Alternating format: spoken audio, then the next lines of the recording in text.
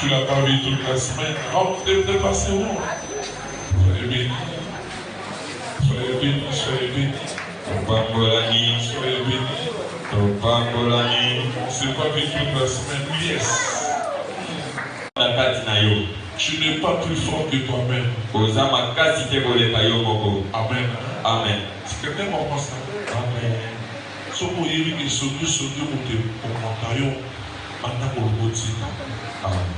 Si tu as des exercices à faire, tu commences à faire abandonner les mains. Vous savez pourquoi? Un jour, un papa est passé ici. Il s'appelait Jean Longo. Ceux qui sont habitués du rocher, ceux qui sont adhérés, ceux qui sont dans l'alliance du rocher, connaissent papa Jean Longo.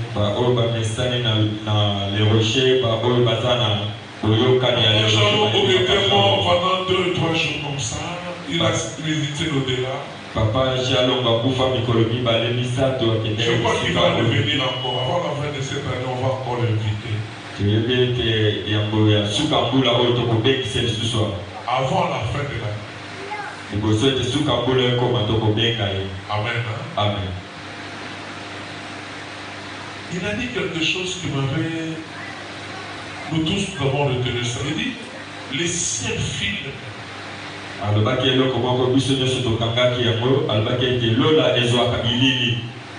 terre est J'étais en train de suivre aussi un pasteur qui a fait ce livre. Il dit la même chose.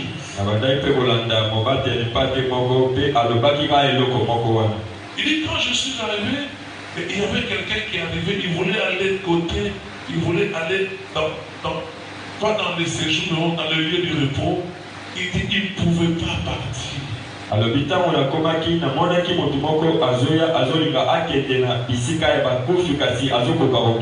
ne pouvais pas partir. Pendant qu'elle résistait, il y a un écran.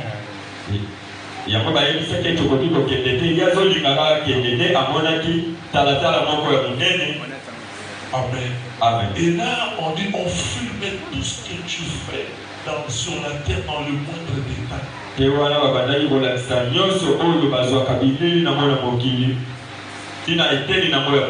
Frère, ma soeur, tu n'es pas seul.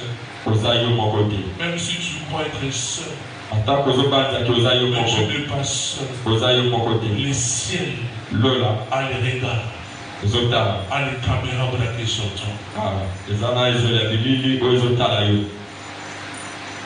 Quand tu dis que tu es en cachette, personne ne va te voir.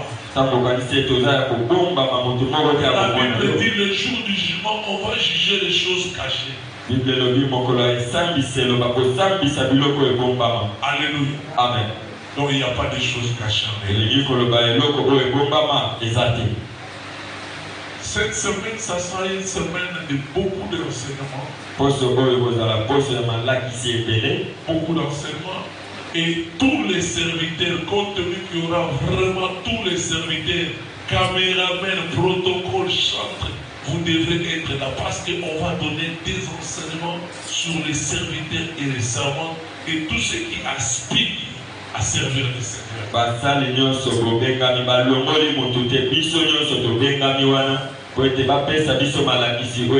Chef de département, adjoint, tout cela, vous devrez être là. Si tu n'es pas là, je dois avoir une bonne demande d'explication.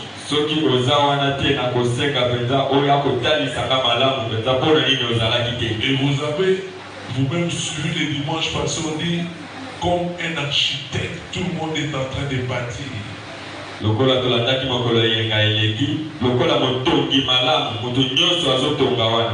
l'œuvre de chacun passera par le feu. Et si ça résiste, il y aura une récompense. Moi, je n'attends pas ta récompense ici.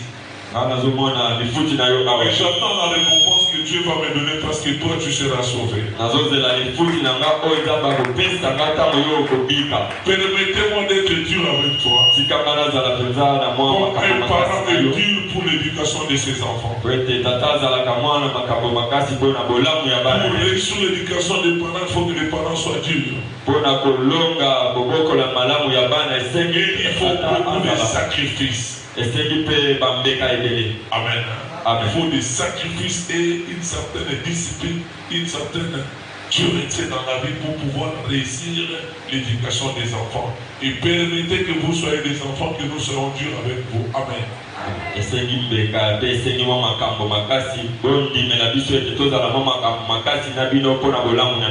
Le rocher est en réalité l'antichambre du ciel. Le rocher est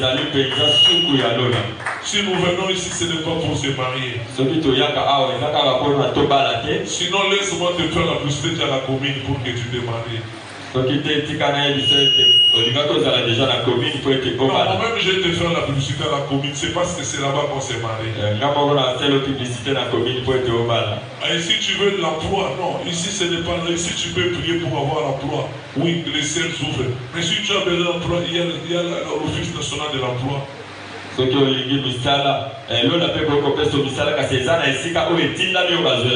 Ici nous sommes ici en train d'être formés pour recevoir la vie éternelle. Principalement c'est ça. C'est pourquoi nous-mêmes nous commençons à traiter nos vies avec beaucoup de sévérité pour que nous soyons sauvés, que les autres aussi soient sauvés.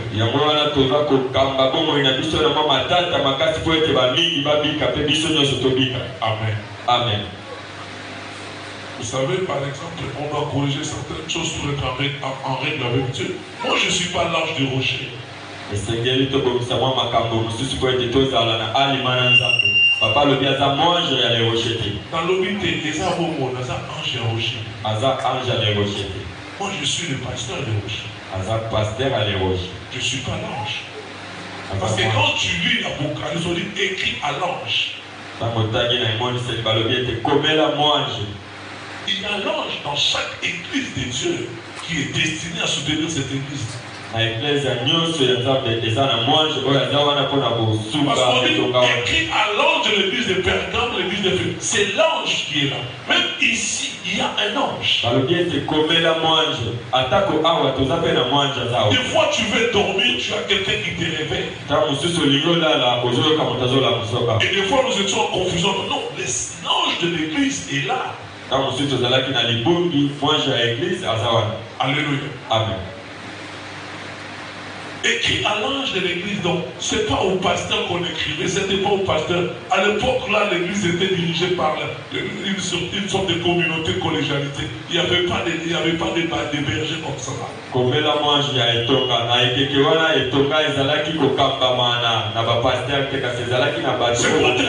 dans l'église, il y a l'ange de cette église. Destiné à cette église, pour soutenir cette église. Alléluia. Amen. Et l'ange du rocher, c'est pas le pasteur. Au moment où le rocher est un pasteur vérité. J'aime bien le pasteur Vernon. Je l'ai dit hier.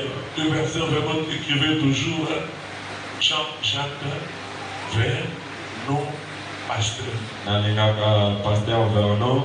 Autant de Sabataki Kokoma, Jean-Jacques Vernon, pasteur. Il n'écrivait pas révérend Vernon.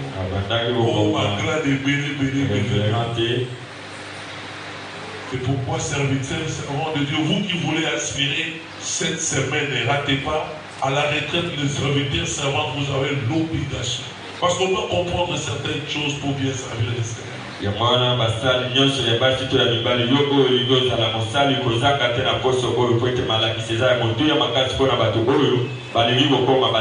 Ne pensez pas celui qui prier pour un bon côté de sa pour ça son bon côté.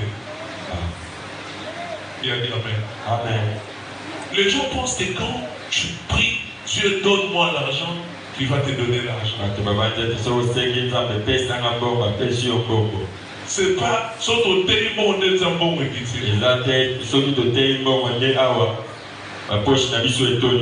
J'aime bien ces passages. Je commence à aimer ces passages.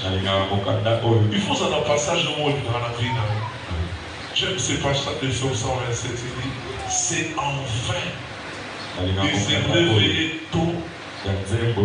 Continue. de coucher mpe kolalaka pour gagner na nsima ya ntango difficilement son. mpona kozwa na pasi lipa na yo. Le Seigneur Nkolo donne aussi apesaka à mpe ses bien-aimés na balingami na ye pendant qu'il dort. ntango baza nano ya kolala. J'aimerais te dire, pendant que tu dors, Dieu peut te donner. azoyebisa ete ntango Et oyo la plus forte raison quand tu travailles. ebongo boni ntango ozosala. Alléluia.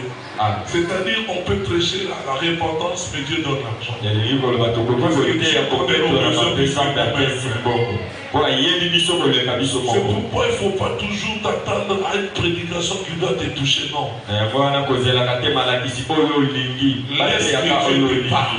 tika nzambe nde ateya yo. Alléluia. Laisse que Dieu te parle selon le temps que Dieu veut te parler. na ntango oyo nzambe alingi kolobela yo. Que Dieu bénisse quelqu'un ce matin. kolopambola moto moko na ntongo ya lelo. Aujourd'hui, nous allons parler un peu de la mort. lelo tokolobela kufa. Amen. Amen. On va enseigner un peu sur la mort.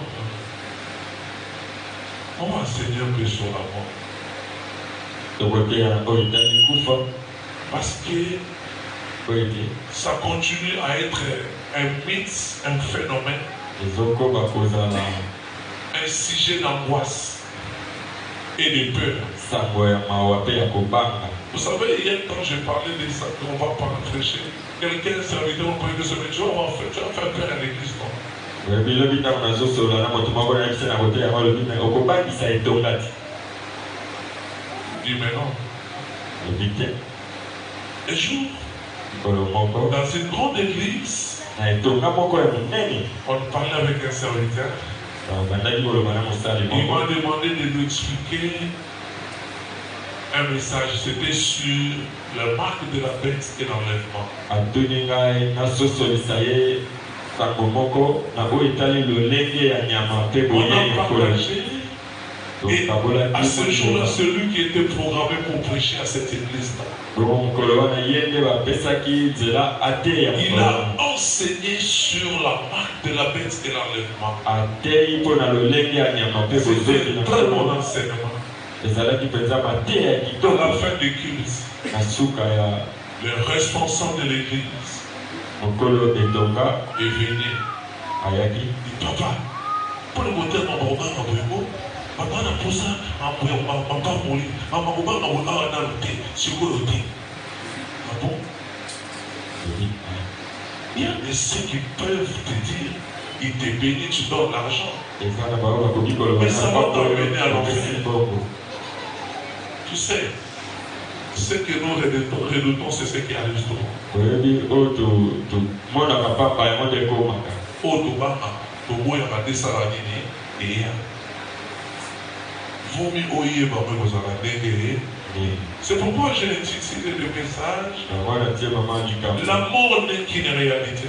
kufa eza kaka eloko moko ya bosolo. La mort n'est qu'une réalité. kufa eza kaka nzela moko ya bosolo. Quand est-ce que la mort a commencé? Il faut commencer par là. kufa ebandaki ntango nini? Papa Ernest, vous pouvez écrire. papa Ernest okoki okoma. Genèse chapitre 2. Vous connaissez bien ces passages, 16 à 17. oyebi mokanda wana nzela ya zone motoba. Qui peut lire rapidement? Genèse chapitre 2, nani verset akotangela 16 à biso na 17. lopango mpenza. ebandeli mokanda mibale nzela zone motoba nani akotanga totelemi. Et le nom du Seigneur, Amen. l'Éternel Dieu donna cet ordre à l'homme: kolo apesaki mitindo oyo na moto. tu pourras manger de tous les arbres du Jourdain, okoki kolia banzete nyonso ya elanga, mais tu ne mangeras pas de l'arbre de la connaissance du bien et du mal, kasi okolia mbuma ya nzete ya boyebi ya mabe na malamu te. car le jour où tu en mangeras, tu mourras. po ete mokolo kolia yango okokufa. Nous pouvons acclamer la parole de Dieu. beteli lobanza mpe maboko Les mal. mabe. S'il avait mangé le bien, il n'allait pas manger, mais les mal. soki aliaki ya Le malamu salaire alingaki du akufa péché, te. c'est là, lifuti ya lisumu eza kufa. c'est là où ça commence. Quand Dieu créa, la mort ne faisait pas partie. Dans le plan de Dieu, la mort ne faisait pas partie. Dans le plan initial de Dieu, dans le projet de Dieu, la mort n'était pas partie.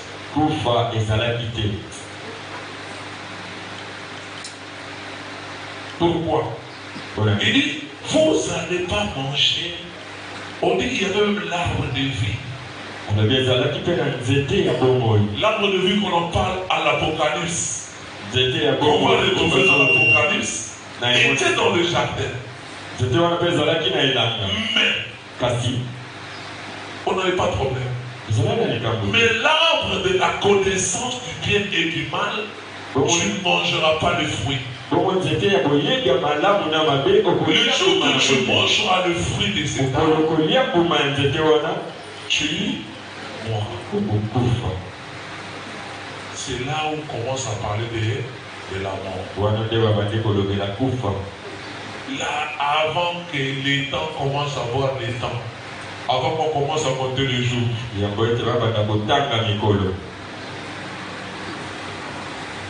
et un malin qui était précipité à cause de son orgueil,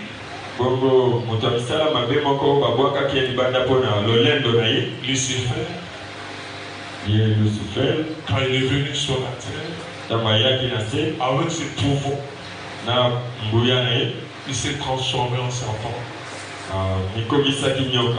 Il est allé vers Adam. Parce que quand on donnait l'ordre, la femme n'était pas encore créée.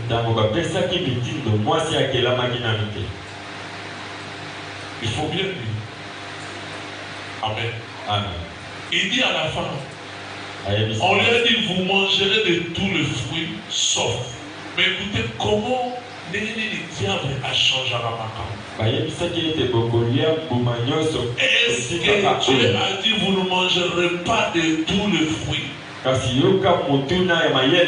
vois, la nuance, même l'évangile est en train d'être déraillé, dévié par des petites choses que les gens ne comprennent pas, des petites nuances.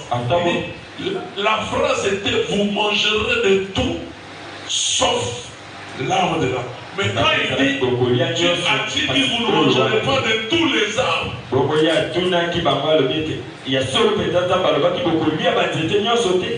Tu vois, déjà il triche. La femme dit, non, nous mangerons, mais celui-là, nous ne mangerons pas le jour que nous allons manger. Nous allons faire quoi? Elle a même ajouté. Nous allons mourir. Écoutez ce que le malin qui était à côté de Dieu dit. Vous ne mourrez pas, mais plutôt vos yeux vont s'ouvrir et vous vivrez éternellement. Acclamons le Seigneur. Donc vous comprenez ce qui est en train d'essayer. Que le Seigneur te donne l'Esprit Saint pour comprendre certaines choses. Parce qu'avec l'intelligence humaine, tu vois, quand on ne fait pas attention, quand on n'a pas de discernement, on peut facilement ne pas comprendre des choses. C'est pourquoi Paul dit, nous expliquons les vérités spirituelles à ceux qui ont cet esprit. Amen. Maintenant, voilà que la mort qui n'était pas partie. Il y a des choses que Dieu a créées qui n'étaient pas parties depuis longtemps. Même comment on appelle l'arc-en-ciel. Ce n'était pas dans le programme. C'est créé des années après. Pour marquer l'alliance entre Dieu et nous. Alléluia. Amen. Mais maintenant, voilà que la mort vient eye à la désobéissance. akozanga botosi. Donc, quand on commence à cogiter, quand on commence à faire des projets, Nikolo batambo bandi kosala miango non, tu vois, vous ne mourrez pas. omoni kokokufa te. J'ai s'ouvrir, vous commencerez à vivre comme lui. Kasi miso na bino ekofungwama kokobanda kobika lokola nzambe. Oh. Qu'est-ce que l'homme a cherché maintenant? La femme a cherché eloni mwasi alukaki de vivre l'éternité abika mpona seko et ses yeux puissent s'ouvrir de connaître tout. te miso na ye efungwama amona nyonso. C'est-à-dire le pouvoir. ekoloba bokoli C'est ce qui entraîne tous les hommes sur la terre. yango oyo ezomema bato nyonso na se. L'homme comme la femme a toujours voulu avoir une passée de pouvoir. mobali lokola mwasi azalaka ntango nyonso na mposa kozala na mwa Toute bokosi. personne aime toujours qu'on puisse les respecter. moto nyonso alingaka Qu'ils batosa ye puissent dominer tant soit peu sur l'autre. ayeba na kokonza likolo ya Qu'ils bamosusu. puissent pas être maltraités, mais qu'ils puissent pas être écrasés, qu'ils puissent pas être... Mais toute personne veut que quelque part qu'on puisse l'honorer. anyokoma te moto moko alekela ye te kasi Et moto toute nyonso personne alingaka veut jouir de sa vie, veut vivre longtemps. moto nyonso alingaka abika ntango molai. C'est ça la nature humaine. yango wana lolenge ya moto. Alléluia. Amen. Donc la mort est devenue l'ennemi. nde kufa ekomaki monguna. Amen.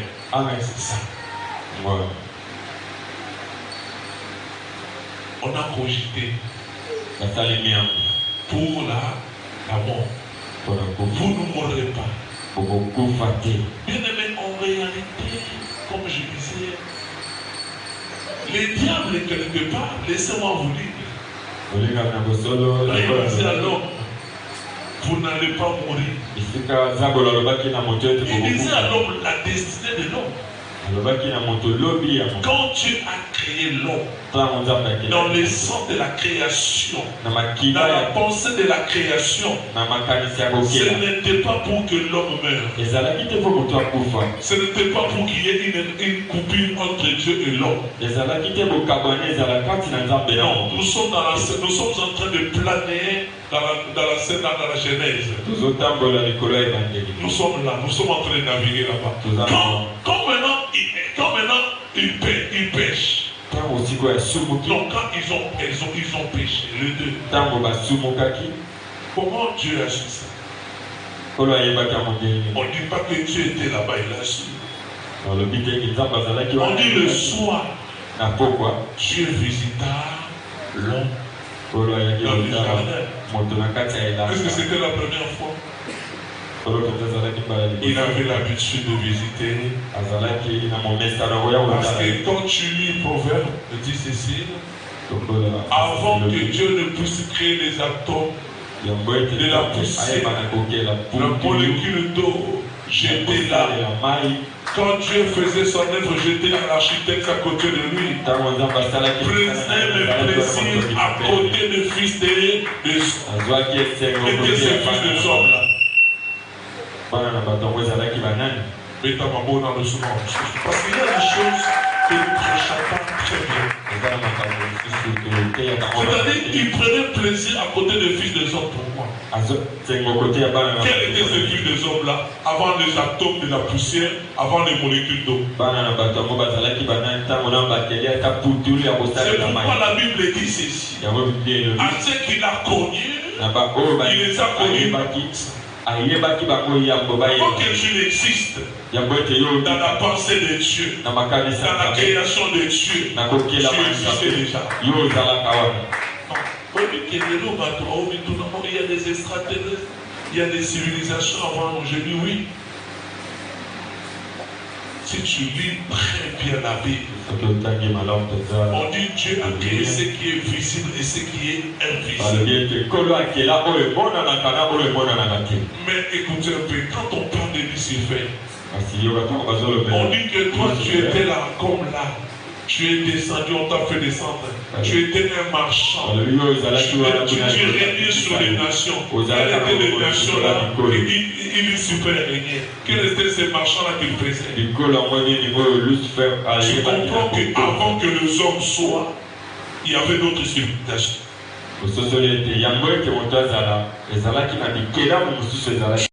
race humaine. Il y a d'autres civilisations que Dieu a créées peut-être avant nous. Quand tu lis très bien avec l'Esprit de Dieu, ligne par ligne, tu comprendras qu'il y a. Lis très bien, c'est quoi? C'est Ézéchiel 28.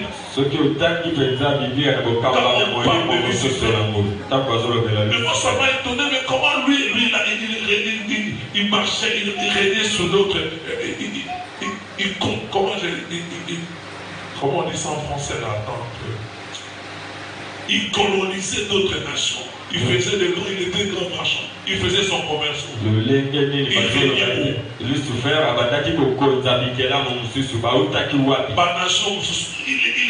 c'était où? Parce que là, on n'était pas encore là. Amen. Amen. L'amour a été discuté au jardin. Amen.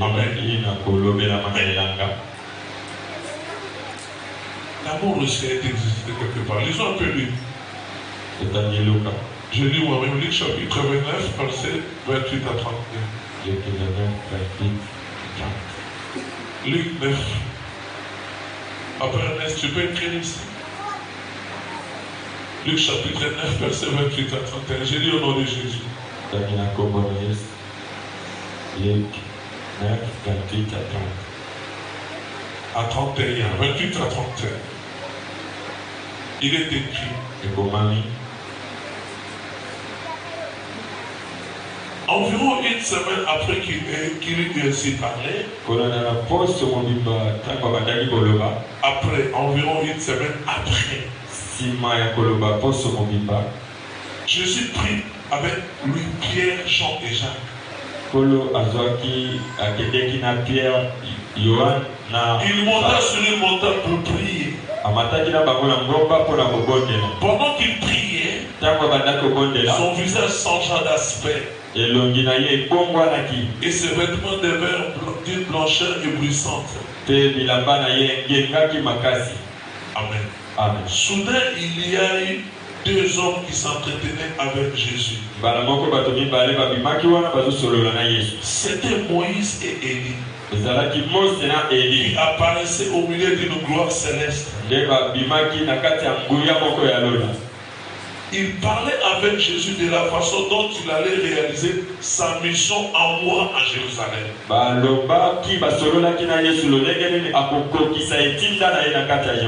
Non, n'a beaucoup pas parce qu'on parle. Notre sujet c'est la mort. Amen. Il parlait avec lui au sujet de sa mission qu'il devait réaliser en mourant à Jérusalem.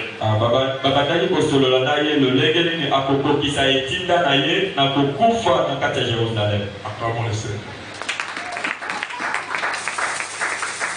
Là, ça devient intéressant. La transfiguration, on voit deux personnages de la Bible. Mais le sujet était quoi? Il devait accomplir sa mission. Sa mission, c'était quoi? La finalité de mourir à Jérusalem. Donc c'était un complot. Alléluia. Donc c'était un complot. C'était un complot. Parce que deux personnes sont arrivées. Quelles sont ces deux personnes-là? Ces deux personnes-là, l'un est mort, l'autre n'a pas connu la mort. Mais tous vivent déjà dans la gloire. C'est-à-dire Élie qui est monté sans connaître la mort. Il y a eu des chars de feu qui sont passés, les prendre et il est parti. Mais Moïse, il a connu la mort. Mais il a connu une mort où personne n'était là. Amen. Et on dit de Moïse que son corps a fait l'objet d'une bataille céleste entre archanges l'archange Michael, avec d'autres anges qui sont restés avec Dieu, ainsi que Lucifer, le diable, et ses anges. Et ce qui est arrivé, c'est l'archange Michael qui l'a emporté. C'est-à-dire qu'ils ont pris le corps de Moïse. Ces deux personnes-là viennent, on ne les prend pas au hasard. Parce que leur vie sur terre et leur mort, c'est un sujet, un mystère. Alléluia. Amen.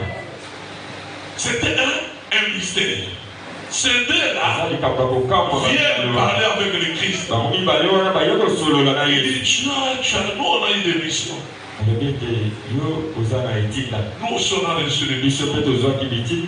Notre mission s'est achevée par ça. Mais toi aussi tu veux achever ta mission. Mais ta mission pour l'achever c'est la mort. Sans la mort ta mission est rien. Alléluia. Amen. Sans la mort. Et il dit, moi, je ne sais pas pourquoi je vais aussi mourir, mais si je mourais, je devais être toi.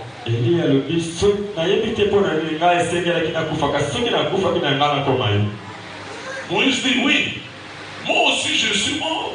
Mais personne n'a vu ma mort. Je suis allé mourir moi-même dans le champ de Mamré seul là-bas. La mission, je ne sais pas si j'ai réussi. Mais toi, comment tu dois accomplir la mission? Parce que la mission passe par la mort. Il faut que tu meurs. Parce qu'il a dit même ça à Pierre. Un jour, il dit à Pierre, j'irai à Jérusalem. Il dit aux disciples, je dois arriver à Jérusalem. Là, les grands prêtres et les anciens d'église vont me tuer. Pierre lui dit, si tu es le cas, tu ne parles pas. Tu vas là-haut. Il dit, Pierre, arrière de moi, Satan. Je ne sais pas que ma mission doit s'accomplir. Oh, donc sa méthode, il devenait mourir. Mais comment? Il fallait consulter les anciens. Alléluia. Amen. Les anciens. Des personnes.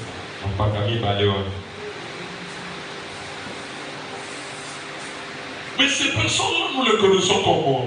Nous les connaissons comme morts, Moïse était si mort.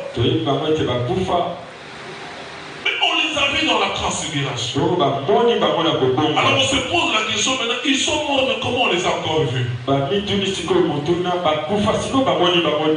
Alléluia. Amen. Non, parce que Pierre atteste. Quand tu lis les épîtres de Pierre, il dit cette transfiguration que nous avons vue sur la montagne. Je préfère attendre ce temps-là. Et ces gens-là étaient lourds. Amen. Amen. Donc la mort devient quelque part pas tel que le commun des montagnes le connaît, mais la mort devient aussi un mystère qui doit être révélé.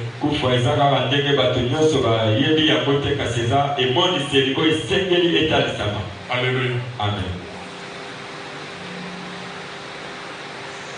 Amen. Amen. Vous savez, Christ devait mourir. Nous arrivons à 1 Corinthiens 15. Non, on arrivera là-bas. Mais dans le 1 Corinthiens 15, on dit ceci. Tel que je vous enseigne, moi aussi je l'ai enseigné. Et c'est cet enseignement que je vous prie de retenir, sinon vous aurez cru en vain. J'ai été enseigné moi-même que Christ est mort. Il est ressuscité. Acclamons le Seigneur. Donc l'évangile commence à avoir plus son sens, plus son fondement, sa structure, pas seulement sur la naissance de Jésus, mais sur la mort de Jésus. Et je l'ai ressenti aujourd'hui. Je ne sais pas pourquoi j'ai dit, mais tu ne sais pas qu'on va célébrer la mort et la résurrection de Jésus. J'ai compris que non, j'étais connecté au Saint-Esprit. Mort et sa résurrection. Il ne parle même pas de sa naissance. Et sa mort devient un sujet de fête pour nous. Il dit chaque fois que vous en mangerez, vous serez vous souvenir de ma mort et de ma résurrection. Donc la mort du Christ n'est pas à négliger. Alléluia. Amen. Parce qu'il a pleuré même. On dit c'est sûr est devenu comme du sang. Rien que parce qu'il devait mourir. Lui qui était de la nature qui ne devait pas mourir. Mais il devait subir la mort. Et il devait accepter cette mort.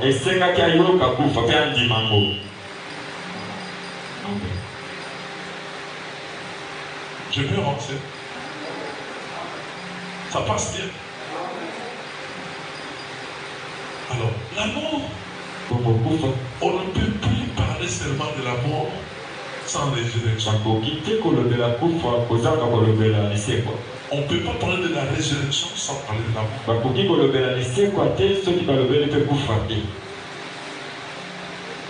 Est-ce que la mort est vraiment la mort? Est-ce que la mort c'est une fatalité? Est-ce que la mort c'est une fin? Non, est-ce que vous faisiez sous Kabaka? Je commence à me poser la question. Est-ce que la mort c'est une fin?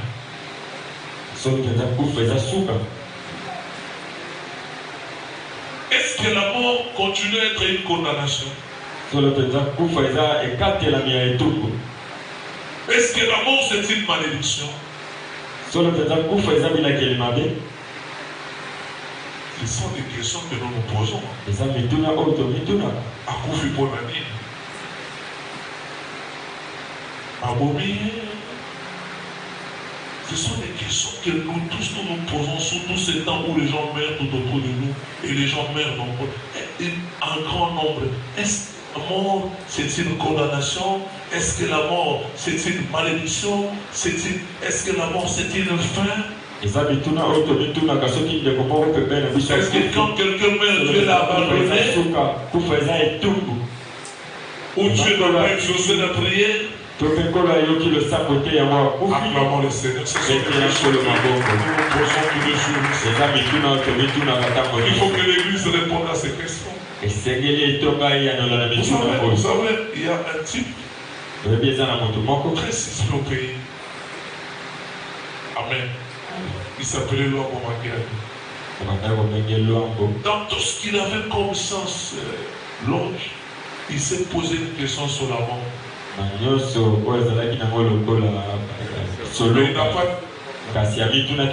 n'a pas su répondre. Il n'a pas su répondre à la mort. Amen. Il faut que l'Église réponde au monde. Il faut que l'Église nous puisse avoir la connaissance sur la mort. Il ne faudrait pas que nous soyons comme le commun des morts. Nous allons arriver. Écoutez, voilà ce que la Bible dit. Luc chapitre 23.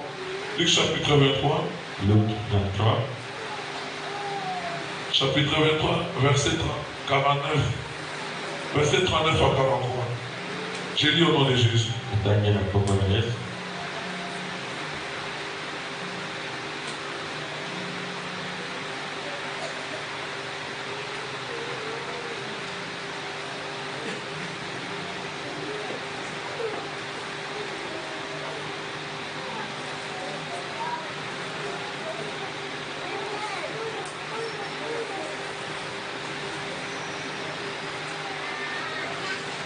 J'ai lu ceci.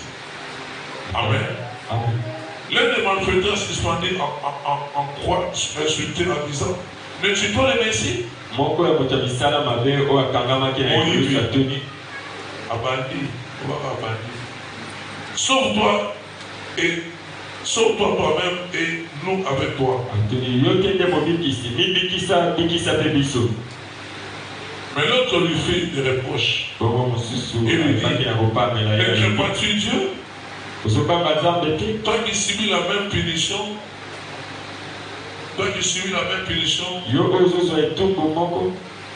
pour nous, cette punition est juste. C'est-à-dire la mort. Car nous recevons ce que nous avons mérité par nos actes. Amen. Amen. Mais lui n'a rien fait du mal. Puis il ajouta, Jésus, souviens-toi de moi quand tu viendras pour être roi. Jésus lui répondit, je te le déclare, c'est la vérité.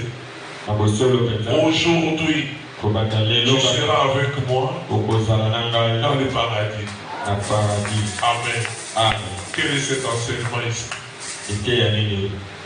Quelqu'un dit, nous sommes en train de mourir parce que c'est une condamnation que nous devons nous mériter.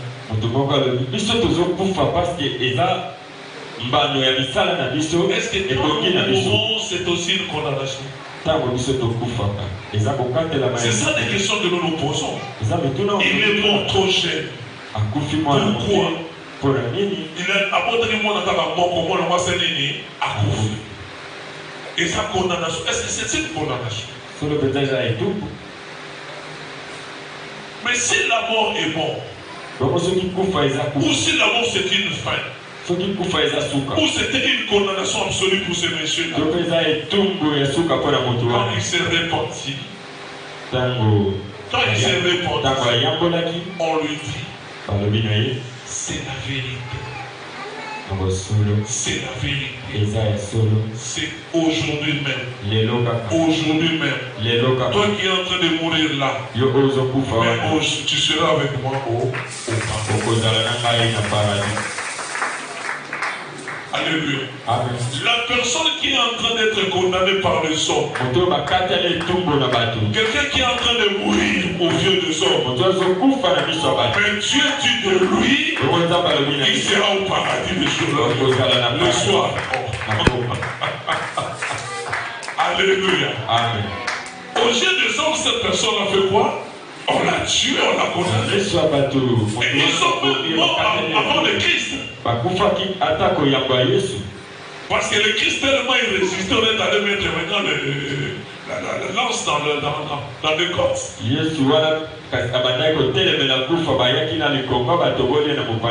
ils étaient déjà morts. Mais on lui dit, pendant qu'il a été condamné à mort, les hommes disent qu'il est condamné à mort. Mais lui s'est tourné vers le Christ, il dit, toi, tu es juste, mais moi, j'ai subi ma condamnation. Donc, une repentance en quelques minutes. Mais on dit de cet homme-là, c'est la vérité. C'est la vérité. C'est soir. Aujourd'hui soir, tu seras au paradis. On a tous ceux qui ont quitté qui a quitté dans notre monde. À quel est le paradis? Alléluia. Parce qu'il était mort. Bien aimé, c'est pourquoi le Christ dit ceci. Je suis toujours dans Luc chapitre 5, verset 28 à 29. Luc 5, 28 à 29. Vous connaissez ça? Amen. Amen. Il dit ceci. 5, 28 à 29. Il est écrit ceci.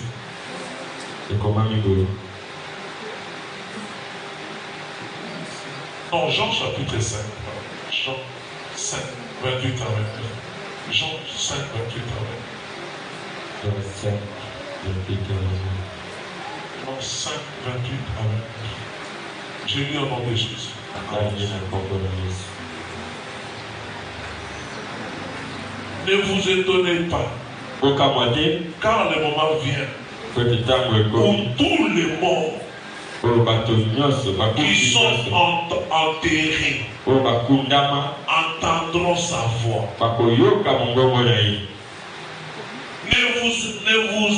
Ne vous en étonnez pas. Car le moment vient où tous les morts qui sont enterrés entendront sa voix et sortiront de leur tombe. Ceux qui ont fait le bien ressusciteront pour recevoir la vie. Mais ceux qui ont fait le mal ressusciteront aussi pour être condamnés. Acclamons la parole de Dieu. Frère, la Bible déclare que ne soyez pas étonnés. Même ceux qui sont enterrés morts, comment ils vont entendre la voix? Il dit ils entendront la voix. Ils s'élèveront. Ils s'élèveront pour recevoir, pour ceux qui ont fait le bien, pour recevoir la vie éternelle. Même ceux qui ont fait du mal s'élèveront pour être condamnés. Donc c'est-à-dire quelque part, ce n'est pas la mort qui va te faire échapper du jugement de Dieu, qui va t'échapper, qui va te faire mourir. Tu ne mourras pas. Tu seras élevé pour recevoir la condamnation éternelle. L'autre va ressortir pour recevoir la vie éternelle, c'est-à-dire la gloire éternelle. C'est-à-dire quelque part, ce que le diable a dit la vérité, quelque part il a dit la vérité. Quand il a dit à Ève, vous ne mourrez pas. Les hommes ne meurent pas. C'est ce que je voulais dire à l'église. Ceux qui ont confié au Seigneur, au Lamuka par un jour, au Lamuka pour la condamnation, au Nabo, ma paix. L'homme n'a pas été créé pour mourir. Ce qui meurt, c'est le corps.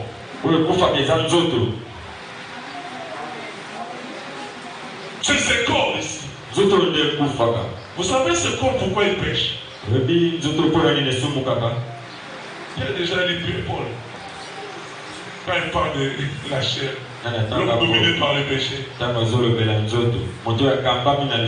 C'est dans Romains combien? Hein? Est-ce que vous l'avez pas lu? Romains? Il dit, le mal que je refuse, le bien que je fais, je ne le fais pas. Pourquoi ce corps?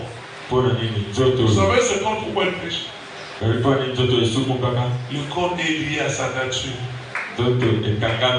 Elle est la terre.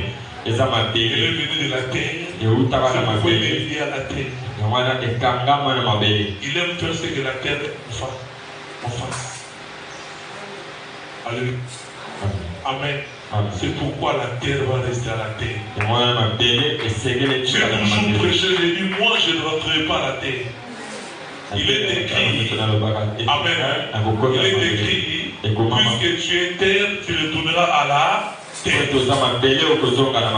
Mais puisque je suis céleste, je vais entrer au ciel. Je suis céleste, tu vas rester aussi à la terre. Et la Bible déclare, le même esprit qui a ressuscité le Christ dans le monde.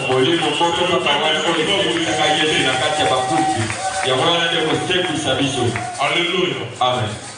J'aimerais dire à quelqu'un aujourd'hui, inutile au salamabé. Amen. Au salamabé, quand tu dois de Kabola, dans ma baie, rien. Au Koufa, au Salamini, au Kolam, au Sambisayo. Au Sambisayo, on a mis sur la page. Yes. Et ça, selon ça, constater vous allez à Bobatama. Ma camoufle, ça, mais à Bobatama, qui va tout mettre la libéla. Mettez la boulot, ma bobo. Tout mettre la libéla. Tant que tout ça, la inceste. Tant que tout compte à Banda, Wangama. Tant que tout ça, ma camoufle, Bobatama. Toujours quand ça va sur mon abisso. Mais l'eau, les hommes, mon abisso. Kolomoko isabi sur le saladini et vous allez à Boubata maté et vous allez divorce c'était pour battre en huis clos. Amen. Pour les alaka divorce tout vieux ne battre en baba ou baba. Mais vous allez na miso ya okili mobile. Yo moto kandela ba tukando bitu kusambi sabana miso ya ukono de kusambi sabana ko tuna solo kusambi sabana kusambi sayo. Alléluia. Amen. On a vu ma belle église. On a vu ma belle église. En tant que boya ma belle. On a vu mon thème maintenant je suis dans ma belle boya. Bon, bah, de toute façon, on a mon thème en ayote. Mais mon colonza, bah, au sang, puis ça va mon thème en donner des salles. Bon, on a ça qui a connaissent, bah, il y a qui a connaissent au bout, bah, je crois qu'on a vu sur le thème, on a eu, on nous a dit, on a très mal séqué dans mon kilomètre.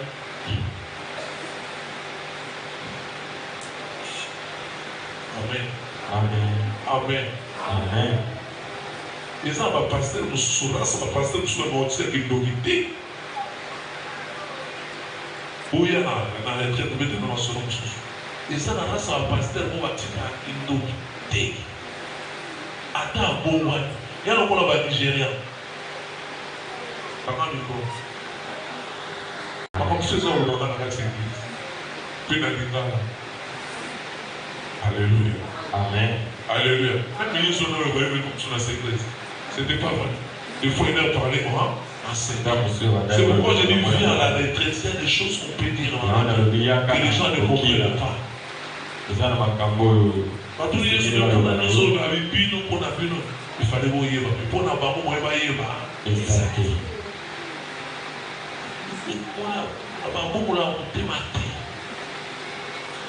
donc on est servi il y a clan la vie nous renoncer parce que ça n'a pas manqué là. Au moment où un serviteur de Dieu comme je suis rattrapé, surtout Bino Basarata. Amen. La vie sur ma bouche. Toi là qui t'occupe ici la raté. Amen. Là-bas on se sous la table à dévorer quand même.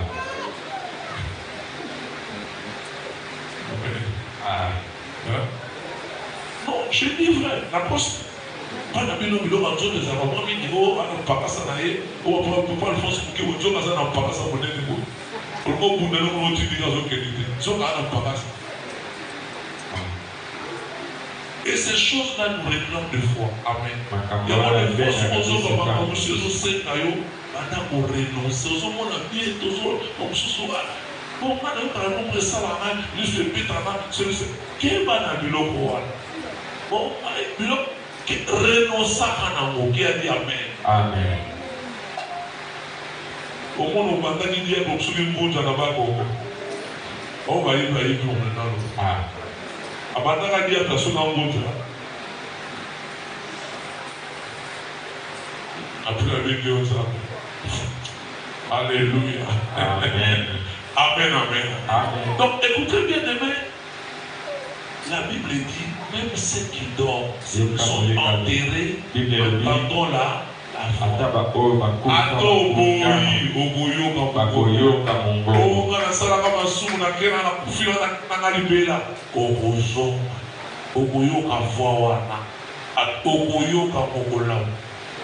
c'est-à-dire ce que la mort n'a pas, ce n'est qu'une réalité. Ce n'est qu'une réalité.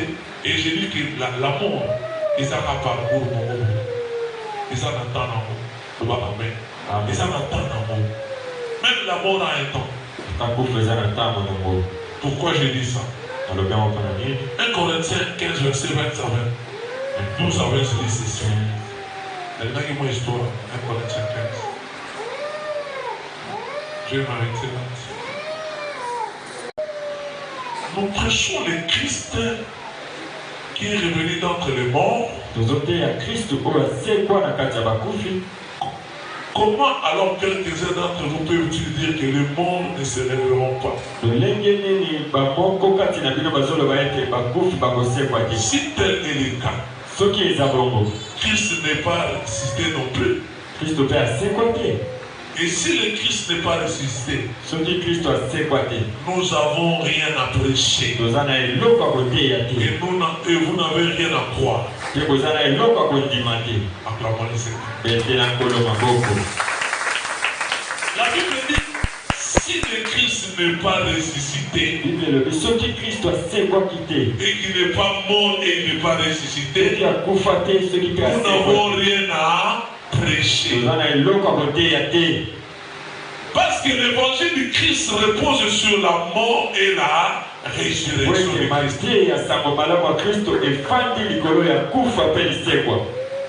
Si le Christ n'est pas ressuscité, il n'est pas mort, il n'y a rien à prêcher. On doit fermer nos Bibles.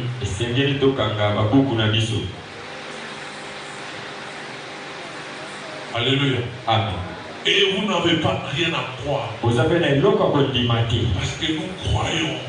Première chose. Quand tu lis 1 Corinthiens pour 15 ans de Bandeso, premier enseignement pour dire que vous devez rester dans votre vie, c'est la mort et la résurrection. C'est la mort et la résurrection de Christ. Même les miracles de l'Église, alléluia, a comme fondement la mort et la résurrection. Si Christ n'est pas mort, n'est pas ressuscité, il n'y aurait pas de miracle. Non, pas de miracle. Nos miracles ici, notre alliance ici, a comme fondement la mort et la résurrection du Christ. Si le Christ n'est pas mort, on ne peut pas prêcher. Donc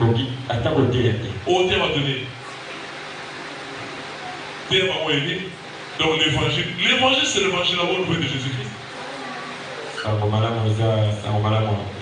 Amen.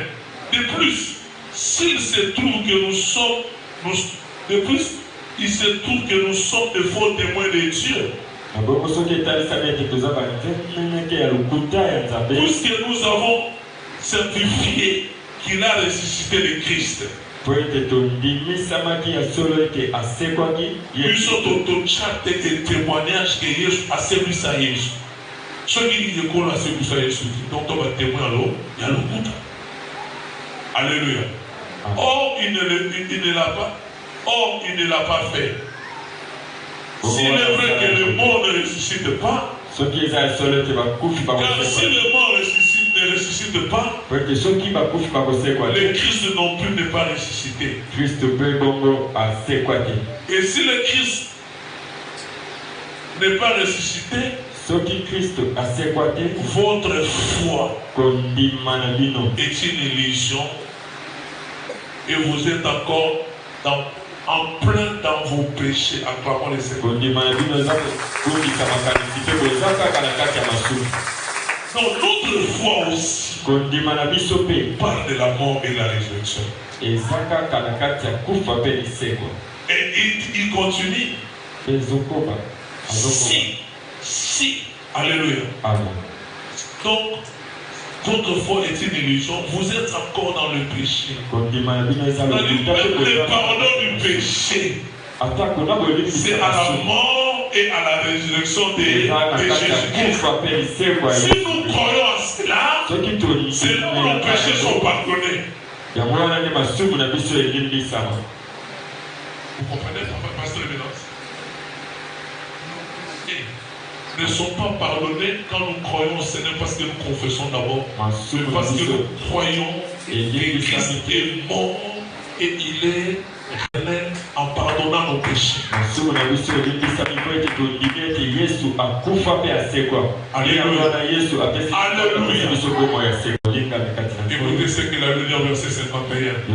Je vais vous révéler un secret. Nous ne mourrons pas tous biso tozokufa biso nyonso te mais nous serons tous transformés. kasi biso nyonso tokobongwana. Ubongwana. Alléluia. Amen. Alléluia. 1 Thessaloniciens 4. Il dit, je ne voudrais pas que vous soyez dans l'ignorance. C'est, prends ta Bible, ouvre ta Bible et lis-nous. Ah, la Bible c'est de ceux qui meurent. Mais chez toi, je sais pourquoi je l'ai dit comme ça. Lis ta Bible, ma soeur. 1 Thessaloniciens 4, verset 13 à 14. Après, tu peux écrire ça, non? 1 Thessaloniciens 4.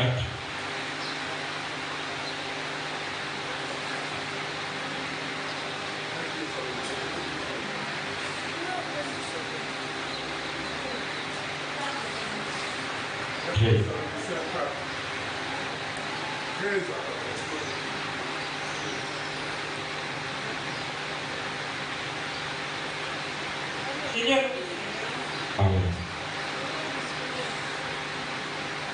nous ne voulons pas, frères, que vous soyez dans l'ignorance au sujet de ceux qui dorment.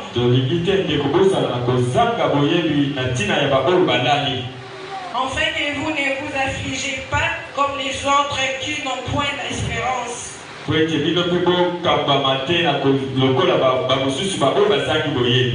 Car si nous croyons que Jésus-Christ est mort et qu'il est ressuscité, croyons aussi que Dieu amènera par Jésus et avec lui ceux qui sont morts.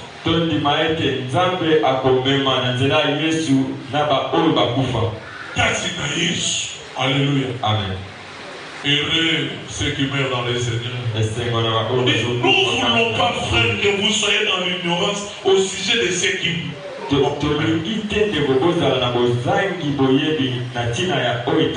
Parce que pour Dieu, qui a la vérité, qui a le pouvoir, pour lui, la mort, ce n'est pas la mort.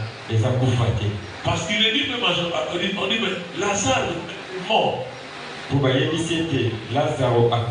est dit, non, Lazare n'est pas mort. Acclamons le Seigneur. Lazare n'est pas mort. Lazare n'est pas mort. Vous avez vu Lazare est mort. J'ai dit à quelqu'un, on peut te voir mort dans ta famille. L'église peut te voir mort. Mais le Seigneur, c'est que mort. Le Seigneur sait que tu n'es pas mort. Le Seigneur ne te voit pas la mort. Pourquoi? Je termine par là. Je suis Marc 12. Verset 24 à 27. Il dit, je suis le Dieu d'Abraham. Je suis le Dieu d'Isaac. Cela veut dire, je suis le Dieu des morts. Je suis le Dieu des vivants. Parce que si je suis le Dieu des morts, on ne m'invoquera pas.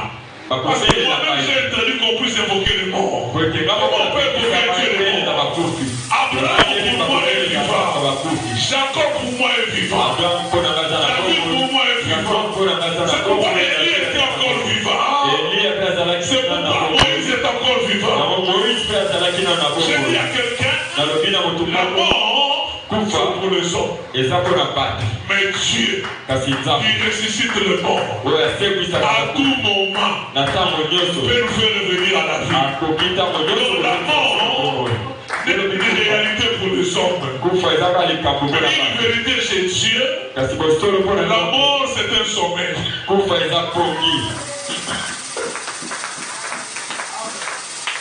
En réalité, en fait, la réalité et la vérité, c'est pas la même chose. La réalité, c'est ce que nous voyons. La vérité, c'est ce qui est vrai. Ce qui est brisé. Pour les hommes, tu vois, Jésus dit du malfaiteur quoi? Bien ce soir. Parce qu'il ne voyait pas la mort. Il voyait que cet homme-là va se reposer sur cette voie-là. Et puis dans sa vraie vie, il va la ramener. L'idée ce soir, tu seras avec mon paradis. Mon frère, ma soeur, alléluia, tu as peur de la mort. Il ne faut pas avoir peur de la mort. Mais et peur de ce qui viendra après la mort. Parce qu'après la mort, il y a une vie. Quelle sera cette vie là? Ça sera une vie au paradis, ou bien dans les séjours de mort et à l'enfer finalement. Même si tu meurs, tu vas te réveiller. On t'appellera. Viens au jugement. Les autres t'appelleront pour donner la couronne de gloire. C'est pourquoi Paul dit, j'ai combattu le bon combat de la vie. Le combat c'était pour la vie éternelle. Il y a maintenant la couronne de gloire qui m'attend. J'ai dit à quelqu'un bien aimé, mon frère et frère, si tu es ici, la vie sur terre elle est courte. Il y a une vie éternelle qui t'attend. Ce n'est pas la mort qui t'attend, mais il y a une vie dans l'éternité qui t'attend. Commence déjà à kotika kindoki na yo. Banda kotika ki baposa nzoto no bakinu makanga motema pona ozwa bombo ya seko pona ato kufi okufa te kola pambola yo. Amen.